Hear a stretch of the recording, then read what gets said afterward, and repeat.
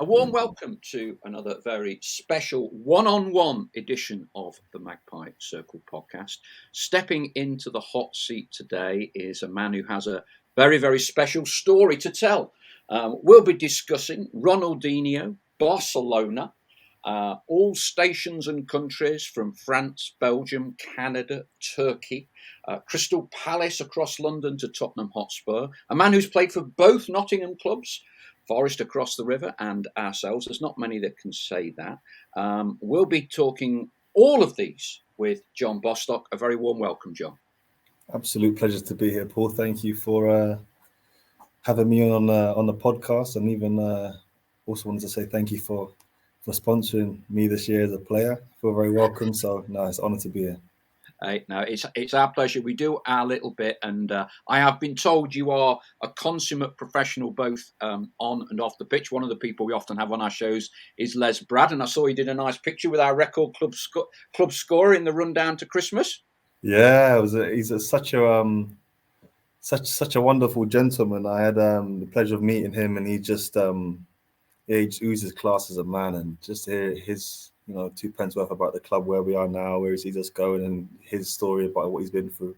It was really good to meet him, so no, really nice occasion. Yeah, you instantly, consummate professional that you are, you went down in everyone's good books immediately with one of your first tweets when you joined Notts, and you pointed out the oldest professional football club in the world, because we like that. We like that. Believe it or not, this shirt is the same age as you, because I think you're 31 or 32 in a few days' time. That's it, 31 on Sunday, yeah. And we used to be in the top flight of English football the year you were born. So we used to rub shoulders with Crystal Palace and Tottenham Hotspur, and we're hoping you can help us get us back up. That's the plan. That is the plan. John, what do you make of the National League? Because you have, as we will find out, you've been literally all over the world. You've played for all the England age group teams. Has it surprised you at all? What were you expecting when you started training with Notts, and then you are thrust into the National League? I was having this conversation with a few of the players over lunch today, and I must admit, I think I have the utmost respect for all levels, but I don't think Notts County is a fair representation of this league. This club, the way it's run, the way we play, the excellence that I see on off the pitch.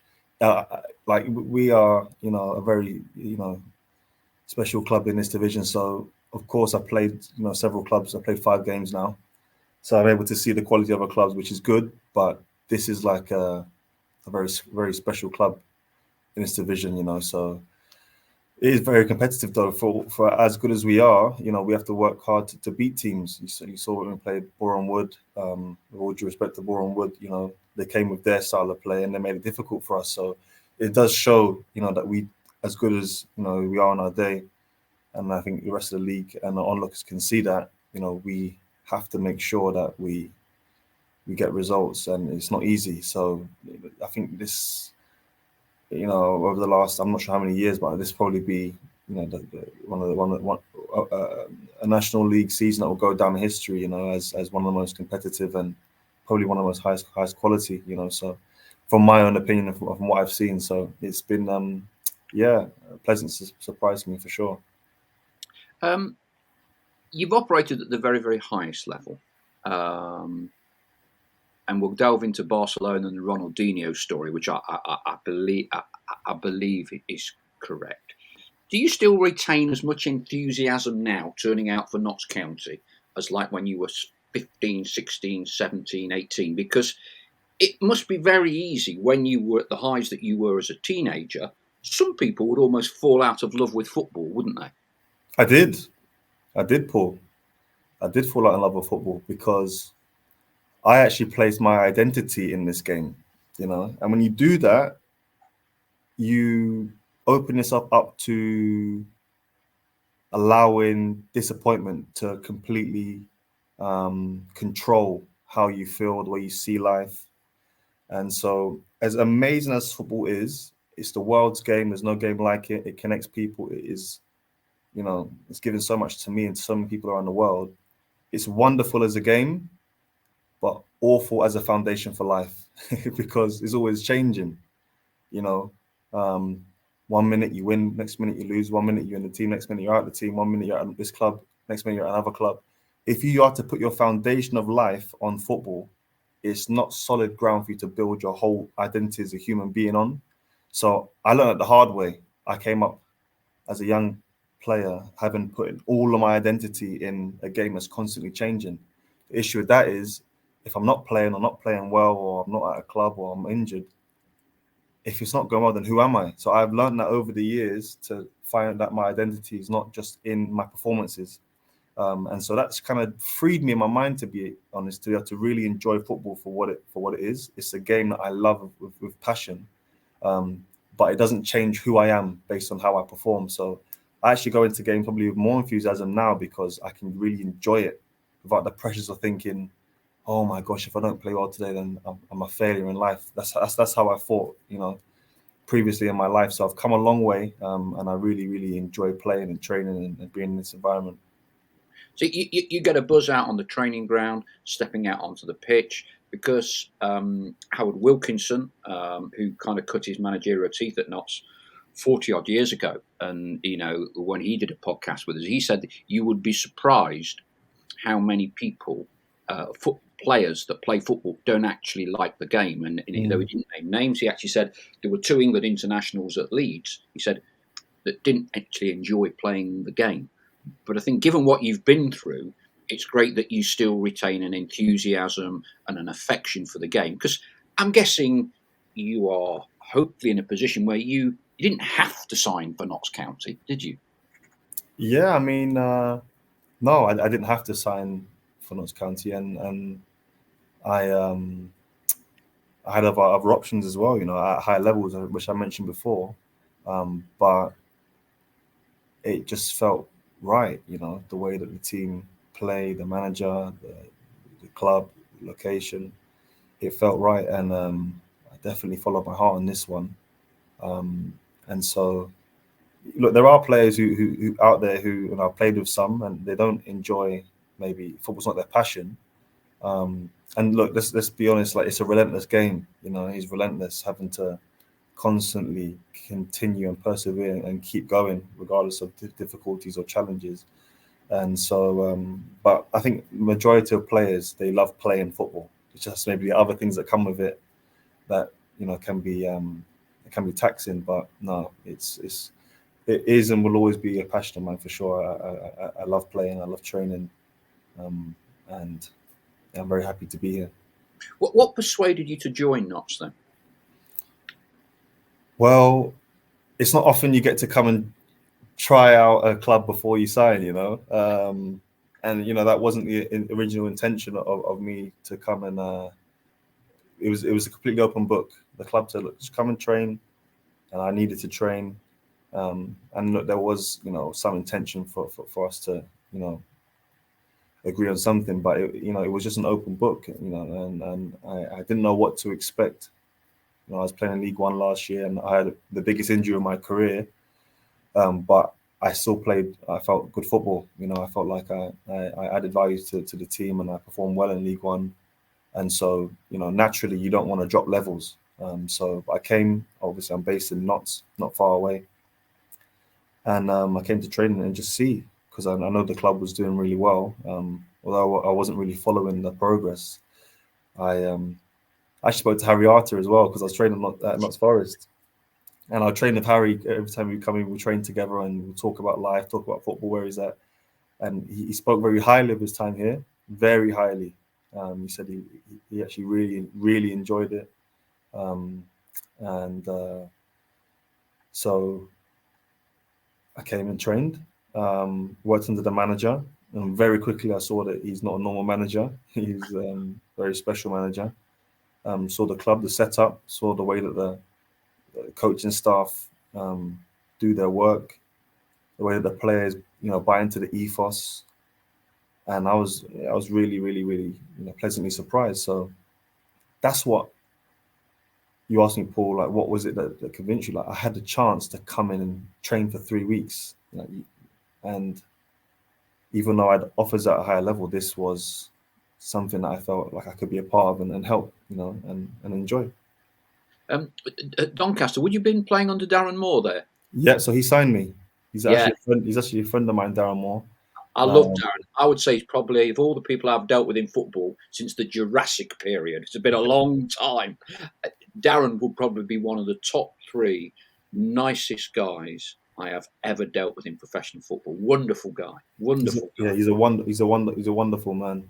We both share the same faith as well, so that's how I know him. Yeah. Um, but yeah, he signed me at Doncaster, and fortunately for him, he left after 4 games because Sheffield Wednesday came in calling. So I didn't really get a chance to work with him, extensively. But yeah, he's doing really well, and I wish him all the best. Let's wind the clock back. I think it would be fair to say, excuse me, I think overused phrase, but you were very much kind of a child football prodigy, weren't you? Everybody was after you. You've made your debut as a 15-year-old for Crystal Palace, and I read a story about Barcelona. Just talk to me what it's like as a 11, 12, 13, 14-year-old when basically everybody, from what I can gather, was saying you are, a one in a generational talent potentially. How do you deal with that and looking back on that now? It's something that nothing can prepare you for, really. You start football because you play football because you love it, and obviously my talent had had was appreciated by people at a young age. And people can point their finger and say this and say that, or have their own expectation of you. But this is my life. That was my life. I think one thing that kind of prepared me a little bit for it was the fact I was always pushed by Palace. So at 13, I was playing under 16s. At 14, I was playing under 18s. At 15, I made my debut for Palace before I played a reserve game. So I was always pushed. So I always knew that, okay, I was maybe a bit more developed in years, and I had potential. But when a club like Barcelona comes and shows interest, first of all, it's like an honor, just have your name mentioned with a club like that. Especially because my footballing hero played there, Ronaldinho, and just to know that your name is mentioned with a club of that size, it's like things that dreams are made of, So I am very grateful and blessed to be raised from a very humble family. In terms of our mindset, in terms of my upbringing, and so yeah, there was no real danger of me kind of losing track of where I came from. So they kept me grounded through it all, because going to school and always reading in the newspaper on the train, because I used to get trained to school in London, and you'd see I'd read stories about myself in the newspaper on the way to school often. That's something it's not normal, So when I now see younger players coming up now, making a debut early, I can empathize with what they're going through. The pressures, not just from themselves, but from family, from agents, because when you're high, or when there's high expectations, everyone wants to kind of get involved, for good or for bad. So it was definitely an experience, one that I had to adapt to, one I had to learn how to deal with, I guess, going through the rest of my career. Were you at an era then with the academy system whereby you almost couldn't play for your school teams and things like that? Was it kind of quite regulated then? Oh, I loved playing for my school. Yeah. I don't think Palace were that keen on it, but I didn't care. And I was a striker for my school. I played up top, so we had a good academy, so a good school team. So I was a striker. Our midfielder played for West Ham, and our keeper was Marcus Bettinelli, who's a Chelsea second keeper now. And so we had a good Good spine. spine of the team, and so I really enjoyed it. We won a couple cups, scored quite a few goals, and so I think it was quite probably I look back on it now, it was quite important for me, because I've been in I was raised in the academy since 6 years old. Everything is regimented, everything is um, thought about, and everything is with the plan for you to become a professional, or they train you to eventually reach that. school football was almost like letting your hair down. Do you know what I mean? Where I could just play and just enjoy it. And I'm really glad I played for my school. And my school, it's called London Nautical School. They were brilliant with me. Absolutely fantastic. The head of sports, Mr. Neil McGregor, he worked quite closely with Crystal Palace and made sure that, you know, as much as the school could do, they did for me. And I'll never forget that. Whereabouts, what sort of suburb in London were you based? So I'm from South London, from Camberwell, but I went to school in Waterloo. My school, London Nautical School, was actually built off of the insurance money of the Titanic sinking. So it's the only secondary sailing school or navy school in the country.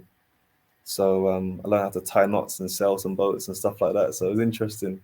But it's literally in Waterloo, so right on the Thames. So you got East London, North London, South London, West London. Like, it was a hotbed for kids from all over London to come to. That's why a lot of talent is unearthed at that school. So players like Reece Nelson, Malcolm Abway, who's at Crystal Palace, and other players have come through and done really well from that school.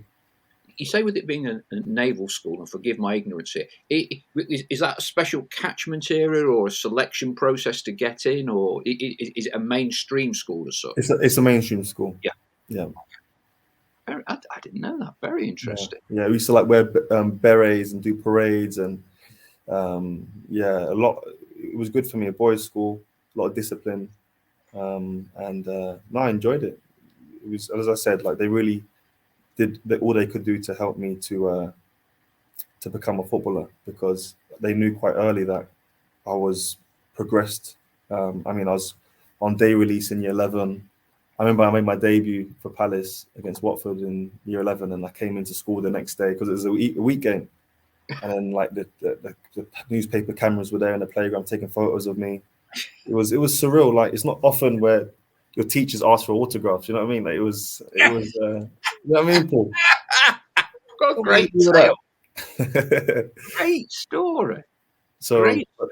But that's why I go back to my upbringing, because if I didn't have my parents or people, or my sisters around me, and also my church, my pastor around me, like, that stuff can really go to your head, you know. So, but I like to think that the people I've encountered along my journey have seen my character and can kind of vouch for that. How did Barcelona's interest manifest itself then? I was notified through an agent that they were coming to watch it. They were looking for talent in England, or they were sending scouts over to watch a game. And there were two players that were interested in at Chelsea, who were older than me, in the other age group above. And they were told about me, and so they came to the game. So I knew they were there. I think I was 40. I was 14. I was playing under 16s, and I had a really good game, thankfully, Paul. and then after the game, they came over to me, the head scout, which you shouldn't really do. I'll probably get Barca in trouble for this. Not that they really care anymore, but we all know it goes on. Yeah, we all know it goes on. Yeah, it goes on. And they said to me after the game, they said, "Who's your favorite player for Barcelona?" I said, Ronaldinho or Messi. They said choose one. And this is like 2006, 2005. So Ronaldinho was at his pomp. He was at the peak of his career, and Messi was just coming up. And I said, no, Ronaldinho. And so within a week, I received this signed frame photograph to John from Ronaldinho. And then I went and I actually played a few games for the under 16s. Done really well. That's where the contract offer came from. So it was all kind of like, you know, behind the scenes, but it was an experience I'll never forget, you know. So yeah, I look back on it. I'm very, very proud to have been linked to that club. What goes through your mind then as a young teenager? There's an opportunity to sign a contract with Barcelona. I'm not sure whether that might have been just before you made your debut for Crystal Palace. Yeah, long before, yeah. Yeah, we all look back and we can be very quick to judge, but let's not forget, at this point, you're still at school. You know? Still at school, still living with my parents, obviously, still at home. And, you know, with all due respect to Barcelona, you know, there were offers from every club in England as well. So it came down to it. My family said, look, we would love you to stay in England so we can be around you. And it made sense. So we narrowed it down to some other clubs, and yeah, we chose Spurs. And But yeah, I mean, Barcelona. I mean, Palace is my club. I'll always love Palace, but Did you grow up as a Palace fan from a young Palace age? fan. So I was a season ticket holder since the age of 5. And then made my debut a decade later, which was really special. Um, but my world club is Barcelona. I think just the players they've had there, I always watched them closely. It's just an iconic club. And at this time, going through the age groups, you would have been involved with the England squad, all the various age groups as well, yeah? I played 16s, 17s, and 19s. I didn't play any further than 19s, but yeah, I was able to captain my country, play in the Euros, score in knockout stages. So no, it was it's something that when you're in it, you can appreciate, but it's not until you grow older you realize, oh, I represented my country. So something I'm very proud of. Is this something at all you've chatted with Ed Francis about? Because obviously Ed, well, not quite in that stratosphere, played for all the various England age group teams. When he was at Manchester City, he was captain, I think, of Man City under-17s when Jadon Sancho was in the team. So Ed was kind of on a not dissimilar curve in terms of being at a very big club, playing at the age groups. Is that anything you've spoken to him about? No, no, no, I haven't. I'm aware that he was at Man City, and we got some mutual friends from his time there. But no, I mean, you can see Ed's quality. He's very technical, and you can see he's been schooled well and trained well. But yeah, it's every player has to go on their own journey, and you see from my journey, Paul, it was an unorthodox one to say the least, And so different people plays of the journey. So some might start in academies and end up somewhere else, and vice versa. So, but no, I have not spoken to Ed about that. Yeah, because I guess Macaulay Langstaff, another one of your new teammates at Notts, he would kind of come along the exact opposite way. Opposite, Wasn't exactly, yeah. involved in any academies. He ends up playing for 20 quid a game for Billingham, Synthonia, and various Northern League clubs. And I think he was once a ball boy at his beloved Middlesbrough, but that was about it. And he went on a very, very different journey. Exactly, and that's why football is such a wonderful game, because you can get anywhere from anywhere. Obviously you need to be in the right place at the right time, and stuff needs to go on. Performances need to be in place, but someone said it's not where you start. It's not where you start. Absolutely, it's where you end up. Everything's meteoric, and you've already alluded to this. Ups, downs. You go to Tottenham, and it was quite a highly publicised transfer. Yeah. If I remember rightly, Simon Jordan. Not that he needs my good friend Simon. I know Simon as well. He doesn't need much of an excuse to jump up and down at the best of times, does he? But he was jumping up and down, I think it's fair to say, at that moment in time. He was, and you know what? Like, look, people always ask me, "Oh, do you hate Simon Jordan or this?" And I said, "No, of course I don't." He was just a frustrated owner of a club for, the things going the way they did. He felt like he wasn't protected in terms of the tribunal, given what he felt like I was worth. And I wish him all the best. It seems like he's really enjoying the place he's at now. Being able to give his opinion on football. A lot of people like to watch him. But no, he has said a lot of things about me over the years. But I've got nothing negative to say about him. I wish him all the best. And look, at the end of the day, he's running a business, so he wants to protect the business and make sure that it for what he puts in there is fruit of his labor, which I completely understand. But yeah, it was a crazy move in terms of the backlash, death threats from fans. It was something that was very heavy to deal with. And so, yeah, I wish sometimes I could go back and put my arm around young John, because it was a tough time. At Tottenham, I guess in terms of progression into the first team and that meteoric rise, it kind of plateaued, shall we say. And I think I've read somewhere it was quite a difficult time for you. I guess, was there a realisation at some point that all of a sudden that was going like that? Yeah, I guess so. And it was tough because I went there and they told me about the project, which seemed sound, and I started off really well, um, performed well, scoring well for the reserves, and then the people who brought me in, they were removed. So Damien Kamoli, the head of the sports director, the manager, removed. So the infrastructure that kind of had a plan for me, they were replaced. And so yeah, it's his life though. Everyone in life, they go through different things where you have a plan and maybe stuff changes and you have to adapt.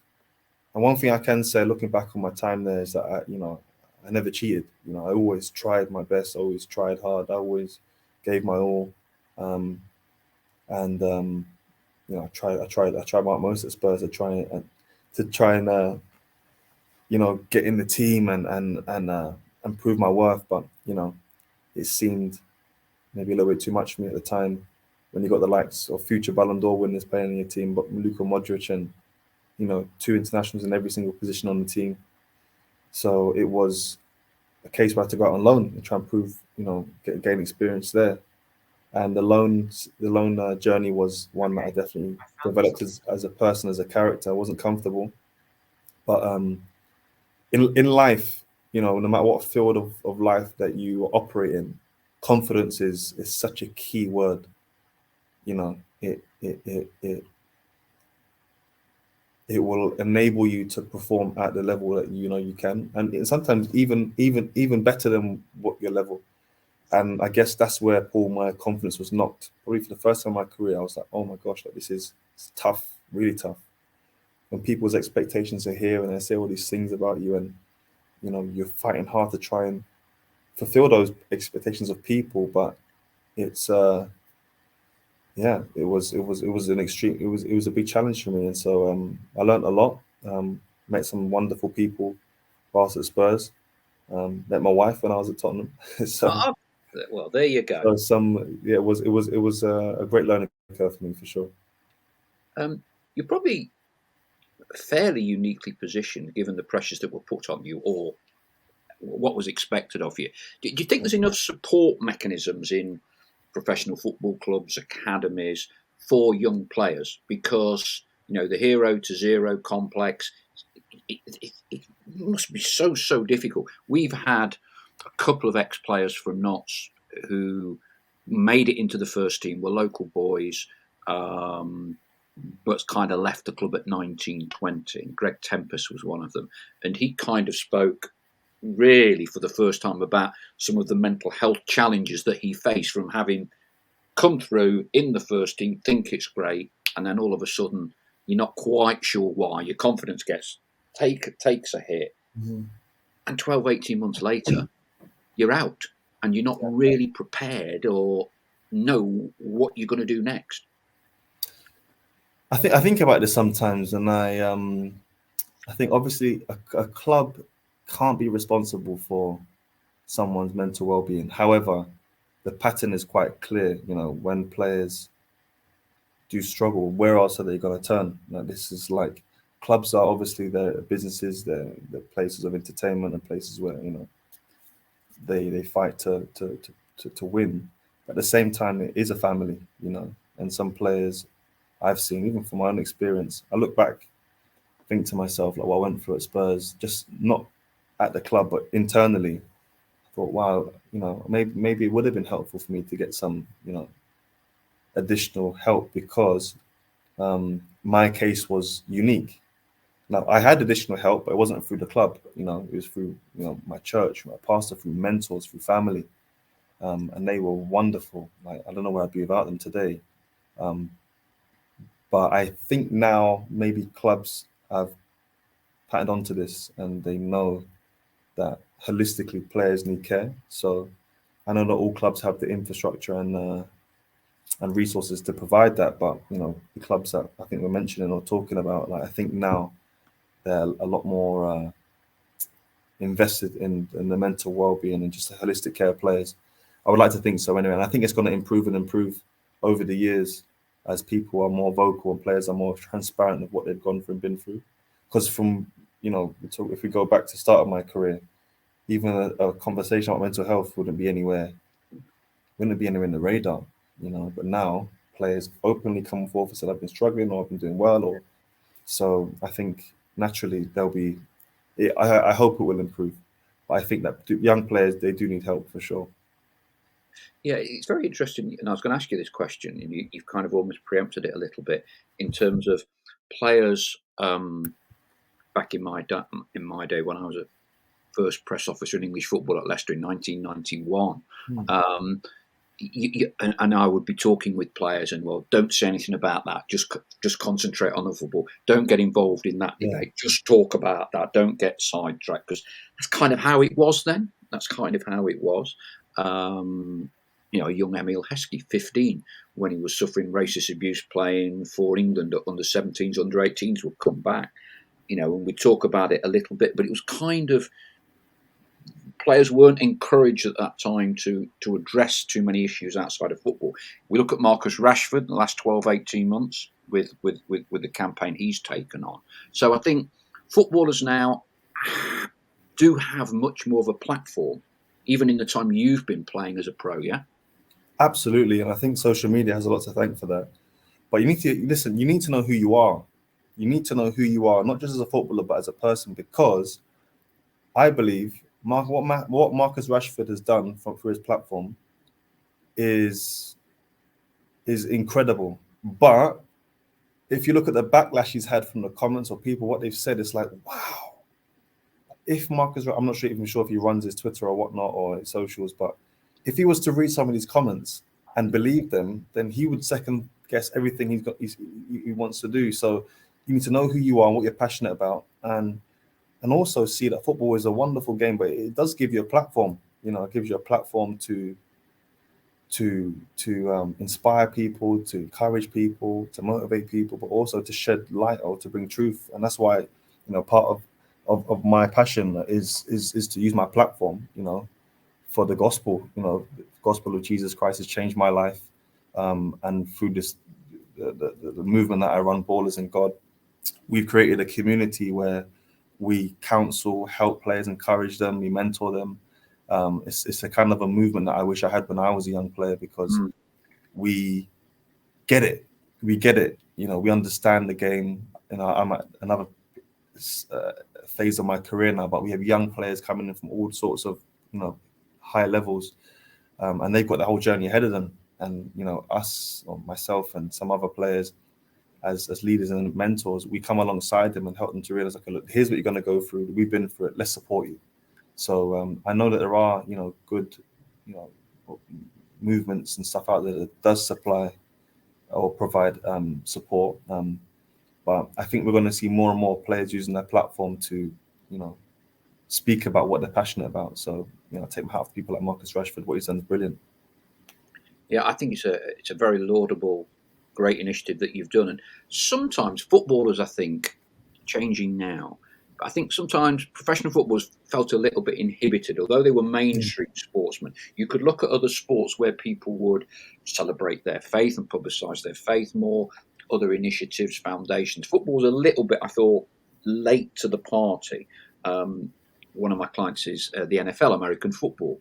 And so you would know at the end of games, groups of the various players on opposition sides would get together and would pray at the end of games. Now, I suspect we are still probably a long way off of that in English Premier League and football, but there's definitely a strong movement in the right direction.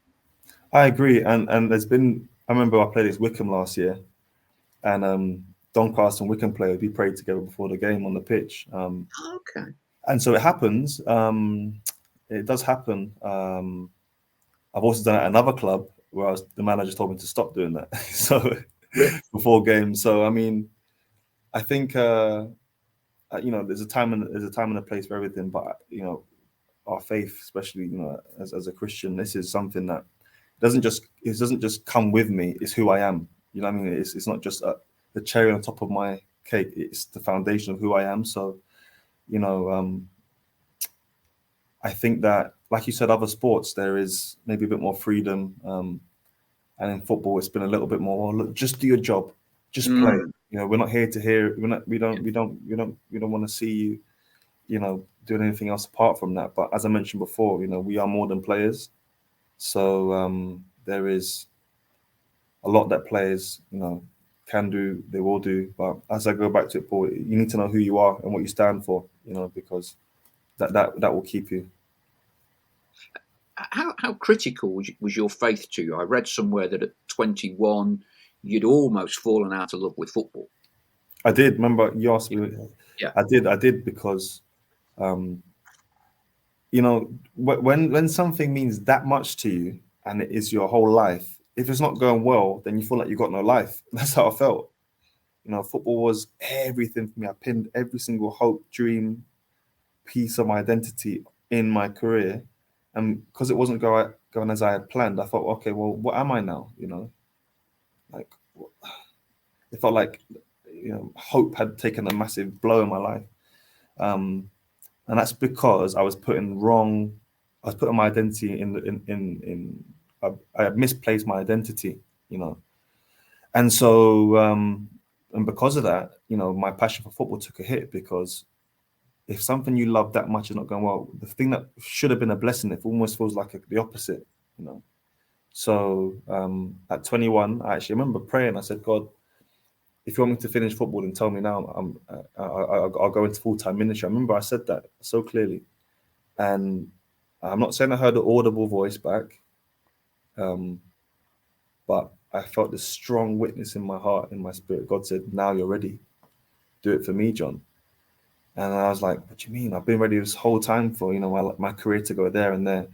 But it's because the one thing I was never willing to let go of, and I held it so tightly, now I was willing just to let go. And sometimes that's the best place you can be, because you let go of holding so tightly that you're able just to now enjoy the journey. So I left Spurs. I went to Antwerp in Belgium.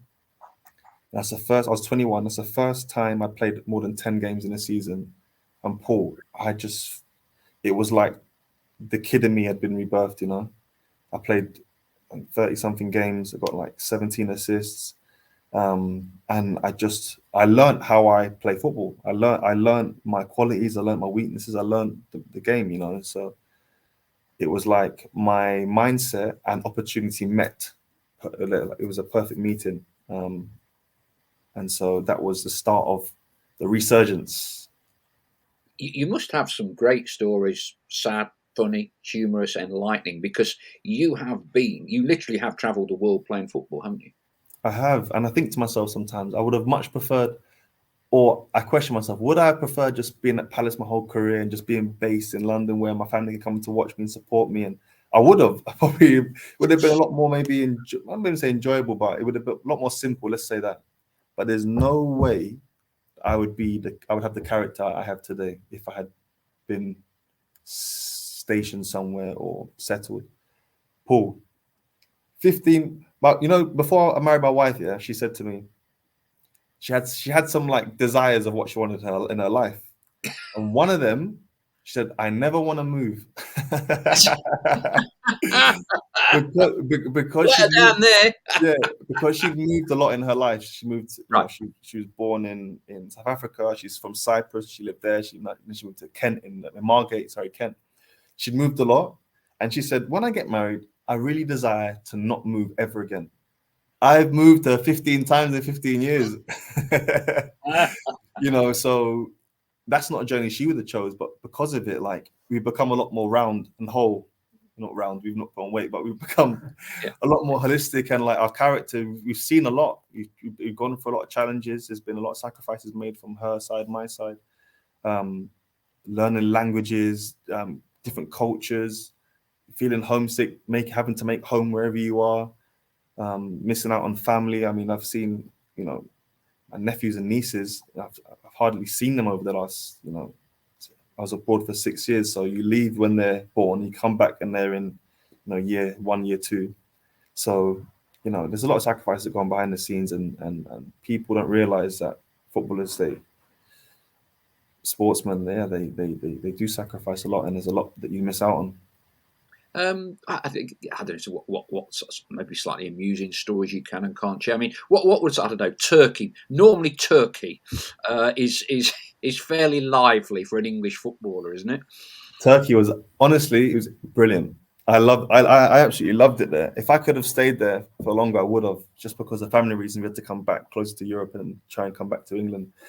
But I remember we played at Galatasaray away, and the stadium was, I couldn't hear any of my teammates talk to me whatsoever. A friend of mine, my teammate, got sent off. First 20 minutes, Paul, against Galatasaray away, 60,000 fans. Like, we knew we were going to lose the game. 1 goes in, 2 goes in, 3, 4, and it's 5-0, right?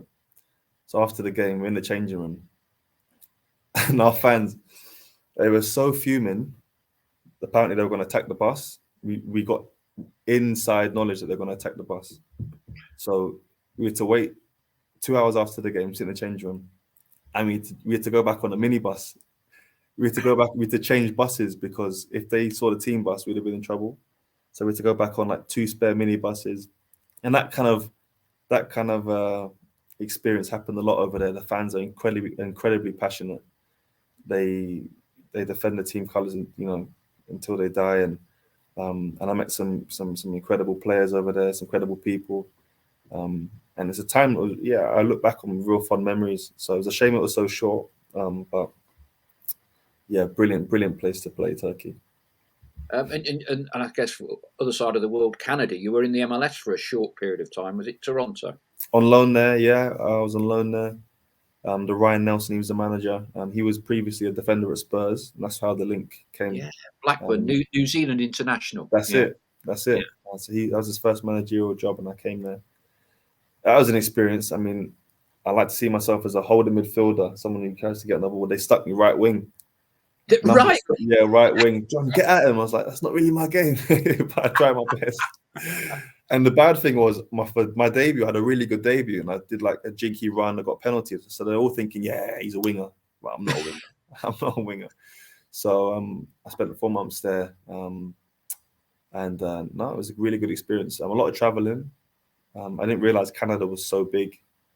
We would play Montreal away, and it was like a 5-6 hour flight. And it's the same country, So, really upcoming league, and I think they're going to keep progressing, because I think they've started to get the system right now, trying to bring youth players through and stuff. But yeah, I mean, like you said, my football's taking me all around the world. What was it like in France? Because you might not necessarily have the fanatical crowds there, but in terms of producing players, the number of players that come through that French league. Yeah, they call it they actually call it the League of Talents. So whenever you watch France, the French Liga on BT, they will say the League of Talents, and it's true. Every year they produce a 50, 60, 70 million pound talent who will move abroad or go to a bigger league. But I absolutely loved it in France. And to be fair, they had a lot of ultras.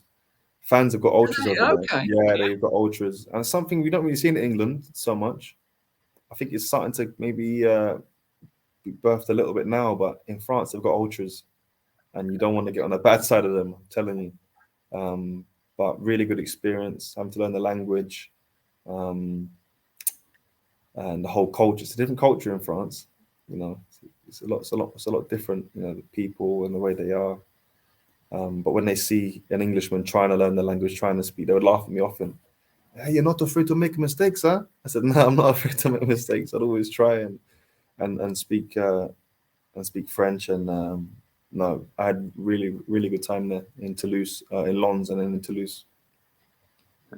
You come back to England. You're over the river. You're over the river for a bit as well. You mentioned your time at Doncaster. As you look back on what you've achieved, I mean, how proud are you of what you've been able to do? I mean, do you sometimes think what might have been, or you've put any regrets you might have firmly over there? I think dealing with regrets is a part of life, and you have to deal with them properly. Because sometimes, with some people I hear, regrets, it's like they chain people, and they're always chained by regrets. I don't see it like that. I believe that my steps are ordered. I believe that, that wherever I've gone, I've tried to do my best. I tried to glorify God wherever I've gone. And of course, think, okay, if I made that decision, where would I be today or whatnot? But I like to look at maybe the stuff that people don't see. So I look at, where I am mentally, where my family's at, how I'm doing as a dad, how I'm doing as a husband. These are things that will far outlast football. And I look at also my pleasures in playing the game that I love to play since a kid. And there's many players who I started out with, they're not playing football anymore. They had to finish a long time ago. And I think about, okay, is this level the level I want to play at? No. Is it the level that Notts County want to play at? No. We all want to be higher. But I get to go out on grass every single day and play a game that I dreamt of playing as a kid, and I've been able to do that for the last 16 years of my life. And so there's been a lot of ups and downs. And if I could have gone back and changed some things, then logically, yes, but then it wouldn't make me who I am today. I wouldn't be able to sit here before you, Paul, and talk the way I'm talking and have the mindset I have. So life is a very colourful journey, and I'm very glad where I'm at. Are you a person who thinks everything happens for a reason? I do believe that. I do believe that. I don't believe everything that does happen should happen. There are things that should never happen. Our world is can be beautiful at times, but also there are some very sad things that happen which shouldn't happen. But people have choices, and choices are very powerful. Choices have consequences. Choices have rewards, and so I believe that whatever happens, it all can be used for your good. And if you take a wrong turn, then like a sat nav,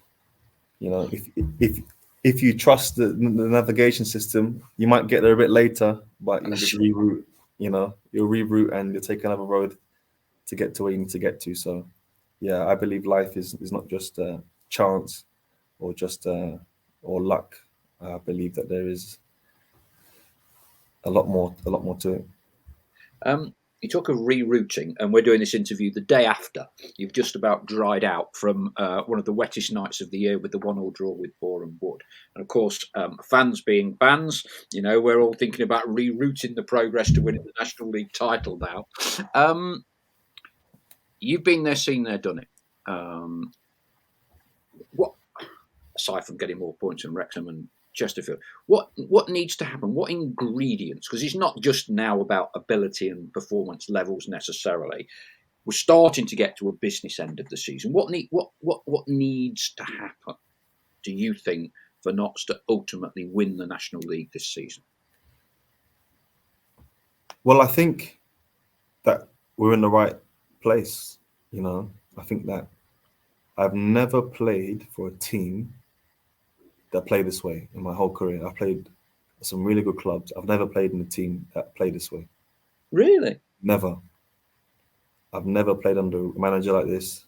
I've never played under a team with so much control, so much clarity with what needs to be done and what the plan is. I've played in some wonderful teams with some incredible players where you go into games thinking, I'm not exactly sure what my role is or whatnot. And you can do well with some periods, but for the sustained period of a season, there is no real plan as to how we're going to, be here.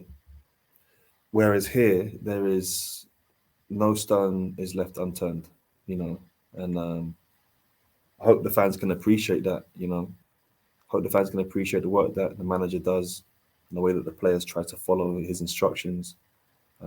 Of course, drawing against Boreham Wood is not what we want, but unbeaten 18 games, still top of the league. Of course, other teams have got games in hand, but all we can do is focus on what we can do. And we'll just keep trying to score more goals, keep trying to concede less, keep trying to control football matches. talk about controlling football matches. Inevitably, the stakes get a little bit higher the nearer you get to the end of the season, and you've been in these pressure cooker environments before.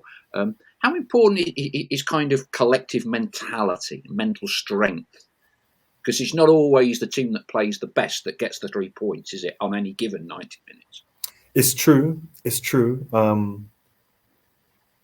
But if you look at consistency in terms of how a team performs, although there might be some what looks like missed points over the period of 20, 25 games, you should be where you should be. Yeah. You know, so it's very clear the identity that the manager and the team want to play with. You know, we need everyone to believe in that, you know, the players, the staff, the fans. And so, like you said, Paul, collective mentality is vital. And so we all need to be reading off the same sheet and keep on believing, keep on with that relentless mentality and taking each game as it comes. And so, look, I've come into this journey late. I'm here to serve in the way that I'm needed. I'll try my best to help this team, to help the train go in the right direction. And we're going in the right direction, you know, we are, for sure. That's a very positive note on which to end. John, thank you ever so much indeed for your time. It's been very enlightening, very interesting, and I'm sure all the supporters watching this will understand quite a little bit more about you, what makes you tick. And we thank you for your time in trouble, and we wish you and all your colleagues all the very best for the rest of the season. Thank you, Paul. Absolute honour. Take care, my friend. Hey, and you. Take care.